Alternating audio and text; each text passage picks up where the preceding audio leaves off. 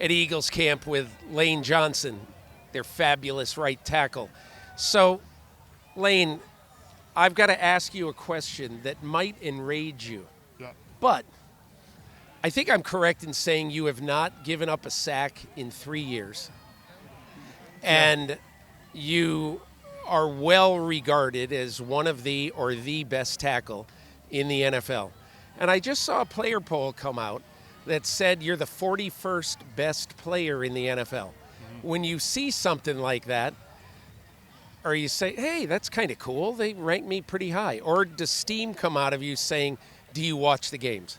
I was just glad I was on it this year. Last year or 2 years ago, I was all pro and I wasn't on it. So this is only the second time I've been on it my whole career. So I'm just glad to be on it. But, whenever we do the surveys at the end of the year, like the top 100, a lot of guys are just scrolling through it. So it is what it is. I'm just glad to be on it this year. So I'm happy about that. But deep down, Oh, yeah. Hey, aren't you yeah. thinking, Yeah, that, what are you doing? Yeah, deep down, I want to be top 10, top 15. But, hey, it is what it is. Let's talk about the end of your season last year, Yeah. when I remember reading that you had 2 tears in your groin, and you played the Super Bowl and then had surgery afterwards. Walking out to play in the Super Bowl, one of the biggest games of your life, what are you feeling like that day physically? Well, I felt like the Super Bowl, I felt a little bit better than what I was the first game. So I tore it December 24th. I had about 3 weeks to rest until the first playoff game against the Giants. So that first series there is when I felt the most pain. So whatever healed up, the first bull rush just kind of ripped it open again. And then the San Fran game, I felt less pain. And so as it went on, the pain kind of went away. I felt like muscles compensated for the lack of the groin. Were the tears on either side, or where were they exactly? Yeah, so pretty much looks like I had a C-section. So I have a scar right here and about an 8-inch scar right here. So Wow. yeah. So, do you ever ask yourself, why did I do this?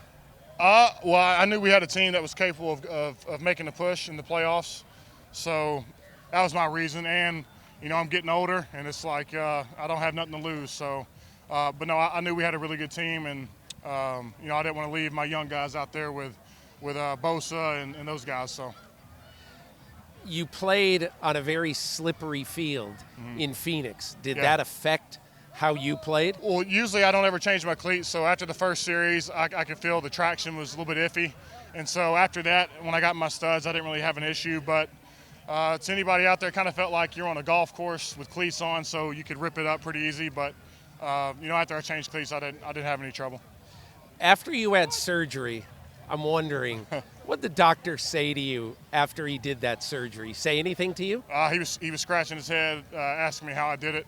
And what was funny is that, Nick and Joey had it, I think, the year before. And so I think when they were watching me play, they were going kind of, what the heck? But I feel like the timing of my situation, I was at the end of the year. If I'd have had it early in the year, obviously I'd have had surgery. But, yeah, man, it's one of those things that, after the initial first couple of weeks, it wasn't hurting as bad as it was prior. But basically got a C-section. So for all the women out there, I feel for you. Tell me, now you're blocking for Jalen Hurts. Yep. And you have watched him develop into one of the best quarterbacks in football. What is it about Jalen Hurts that has made him such a good player and such a good leader for your team? I just think how mature he is. I think how he handled, his situation, obviously, in college. I think he handled it with a lot of poise. When he got here with Carson, a lot of chatter there. Handled it with poise. His first year starting, we had a rough start in the first start of the season. Ended up bouncing back into the playoffs.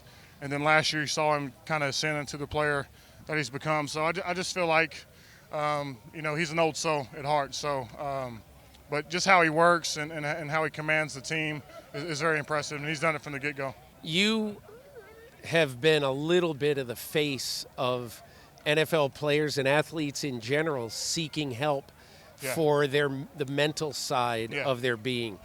How do you feel right now?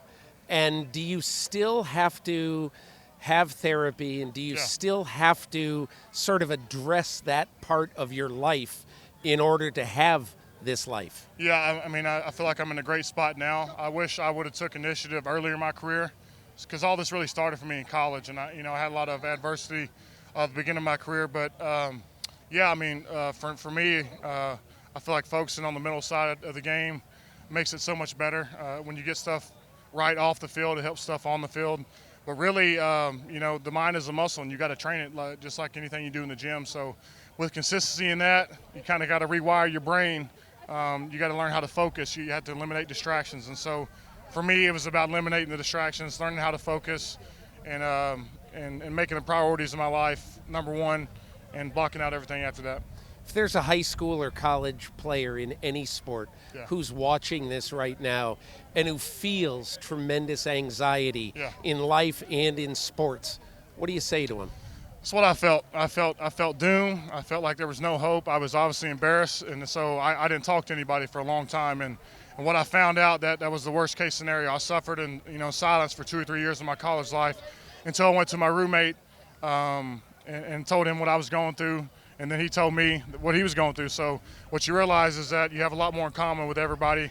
It's a lot more common than what you think. So the first thing to do is to seek help, to speak up, and let it be known.